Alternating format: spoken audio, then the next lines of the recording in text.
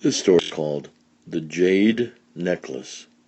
It was written by Paul Yi and was illustrated by Grace Lin.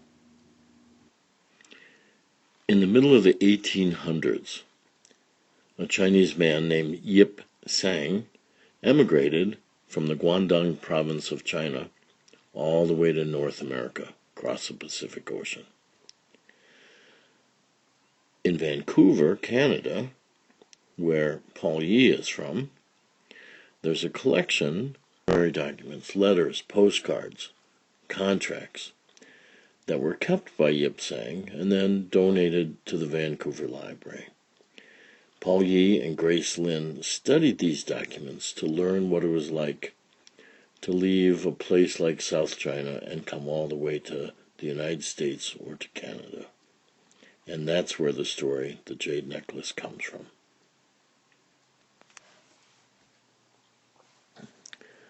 When Yan Yi was young, her fisherman father gave her a jade pendant that was carved like a fish, with wavy scales, thin fins, and wide eyes.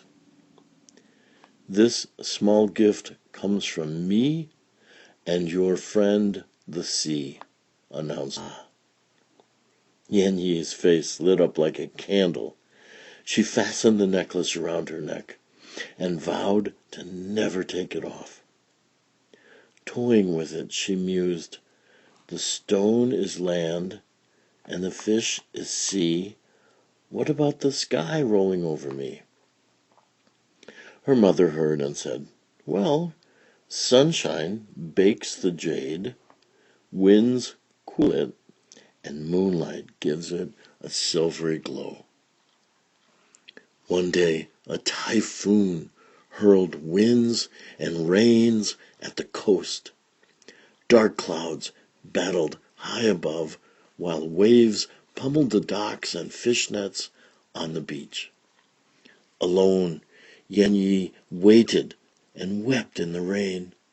Her father's boat was nowhere to be seen. She yanked the jade fish from her neck and shouted at the sky, "Oh, heaven, if I give you my most precious possession, please, will you give me back my father?" And she flung the jade necklace into the swirling depths of the sea. But Ba's boat did not return. She turned her back on the ocean and vowed angrily, "Never again will you steal a loved one from me." After the storm, Yan Yi held tight to Ma and felt nothing but sadness. Without Ba, without a boat, without fish to sell, Yan Yi and her little brother went hungry. To raise some money, Ma sold the nets and sails and even traded away her iron cooking pots. But soon the family was hungry again. Ma went behind the house where Yan Yi sat huddled into herself. Ma placed her gold earrings in Yan Yi's cold hands and said, "Daughter, Chen Ming, and trade these for rice and fish." Yan Yi nodded, then walked to the market without once looking at the ocean. Chen Ming, the merchant, greeted her warmly. "Yan Yi, tell your mother I grieve for your loss. Your father was a fine man." The girl pushed the gold earrings forward. "Ma says we need fish and rice." "Yan Yi," the merchant added, "I am moving my family to the New World. My daughter, Mei Zhen, needs someone to care for her. Would you work for us?" She replied, "I'll ask my mother." Chen Ming pushed the earrings back to her and handed over rice, vegetables, and fish. "We leave next week," he said. Reluctantly, Ma agreed to let Yen Yi go. She tied extra clothing into a carrying cloth and said, "Daughter, Chen Ming has treated us kindly, so you must take good care of Mei Zhen. Even learn to love her. Do your job well, and then perhaps our family will reunite one day. Now promise me that you will not be afraid of anything." Yen Yi nodded and turned away so Ma wouldn't see her tears.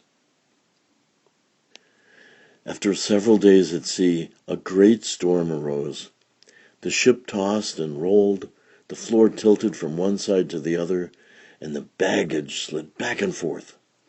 This terrified little Mei Zhen. "The ship is sinking and we'll all drown tonight," she screamed. Yen Yi remembered her words to Ma and to the ocean, but all she could do was pull Mei Zhen close and murmur, "Don't worry about the sea. You're safe on this ship." Gently, she hummed fishing songs that her father used to sing, and Mei Zhen fell asleep while high waves flattened. All around them, the storm raged, and the waves lifted the ship up and down. In the new world, Mei Zhen fell silent, afraid to make mistakes in English. Learning a new language, she struggled with her homework and felt the teacher was always frowning at her. When schoolmates approached her, she backed away fearfully.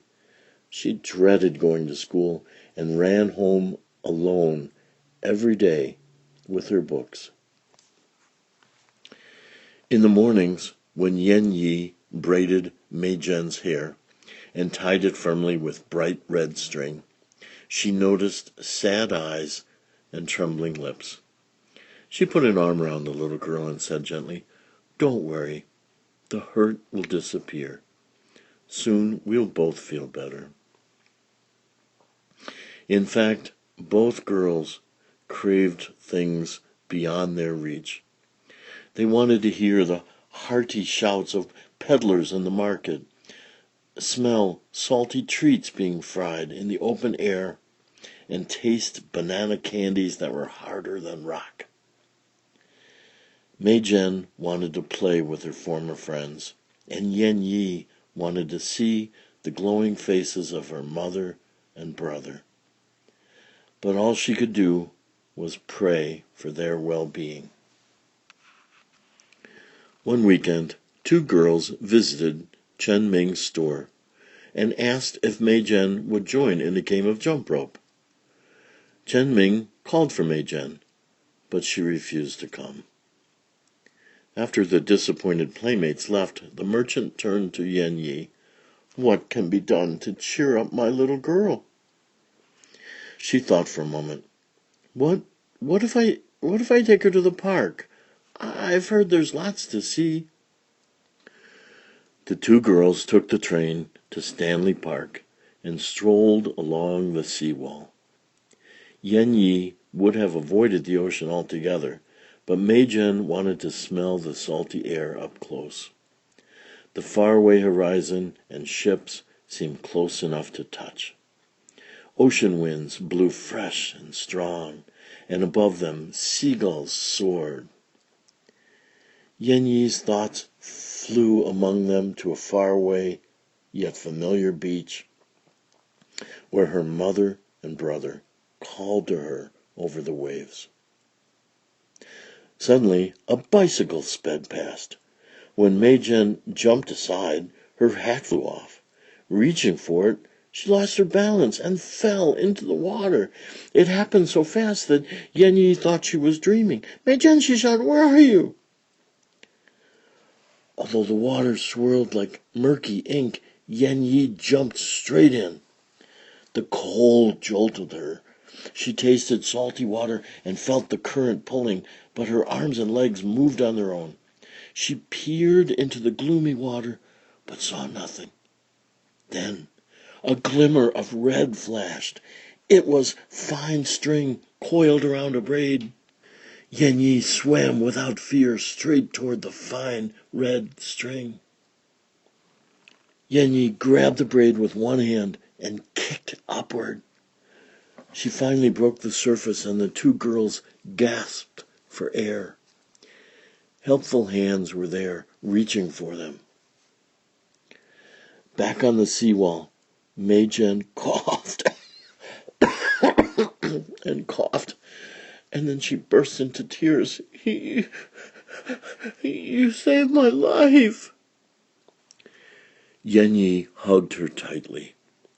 Strands of milky green seaweed clung to the arms and legs of the two girls. They tore them off, laughing and crying at the same time.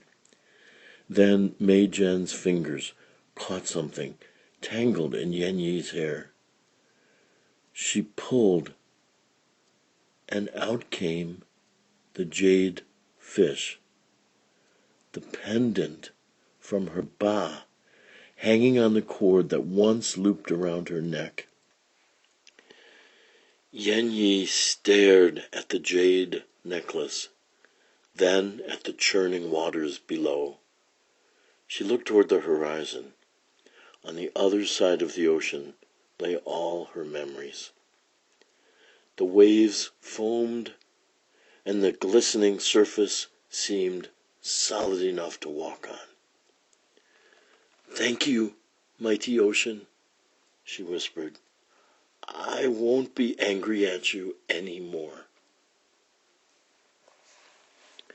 When the two girls arrived home, Mei Jen ran ahead to tell her father what had happened. A warming fire was lit as Chen Ming's. "How can I ever thank you?" he asked Yen Yi. She hesitated for a moment and glanced at Mei Jen, happily wrapped in her father's arms. Then Yen Yi declared, "By bringing my mother and brother here to live with me." And Chen Ming did just that. The end. Author Paul Yee is a winner of the Governor General's Award for Children's Literature, given out in Canada. And Grace Lynn is a winner of the Newbery Medal for outstanding contributions to children's literature. And the two of them worked very hard to make this book as authentic as possible by researching in the Vancouver Library and by consulting many other people. The story of Chinese immigrants coming to North America in the 1800s has been The Jade Necklace, written by Paul Yee, illustrated